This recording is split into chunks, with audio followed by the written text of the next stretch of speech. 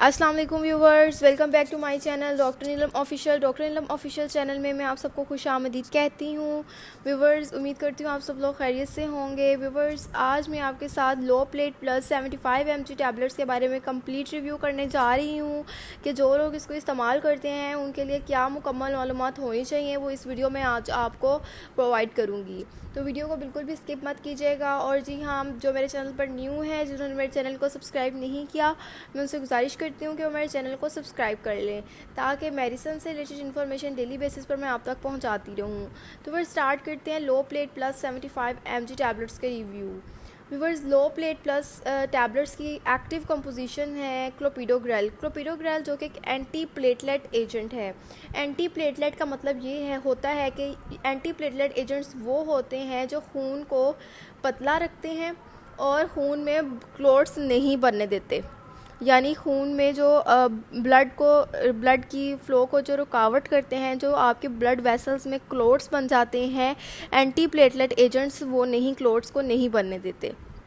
तो फिर बात करते हैं कि लो प्लेट प्लस टैबलेट्स को किन कंडीशंस में इस्तेमाल किया जाता है। लो प्लेट प्लस टैबलेट्स जो हैं ये ब्लड थिनिंग टैबलेट्स हैं, ये खून को पतला करने के लिए इस्तेमाल की जाती हैं। और जी, जो हार्ट के पेशेंट्स होते हैं, जिनको दिल के अमराज होते हैं, इनको उसमें इस्तेमाल किया जाता है। हार्ट अटैक के केस में इसको इस्तेमाल किया जाता है, या उसके अलावा अगर आपकी कोई कार्डिक सर्जरी हुई है, जिस तरह के कार्डिक स्टंट वगैरह डलवाते हैं लोग ऑपरेट करवा के, उसके बाद भी डॉक्टर्स इसको प्रिस्क्राइब करते हैं कि पेशेंट इसको रोज़ाना इस्तेमाल करे।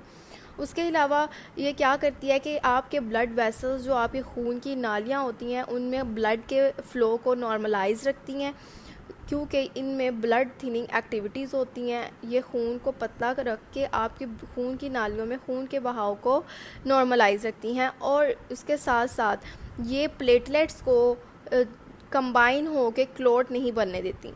और इस तरह से आपके ब्लड वेसल्स में जो क्लॉट्स बन जाते हैं, जिनकी वजह से आपको मुख्तलिफ हार्ट की कॉम्प्लिकेशंस होती हैं, ये क्लॉट्स को बनने से रोकती है, जिस तरह के atherosclerosis, arteriosclerosis, myocardial infarction, thrombosis, embolus, ये तमाम जो हार्ट की कंडीशंस होती हैं उससे ये आपको बचा के रखती है और आपके खून की नालियों में क्लॉट नहीं बनने देती।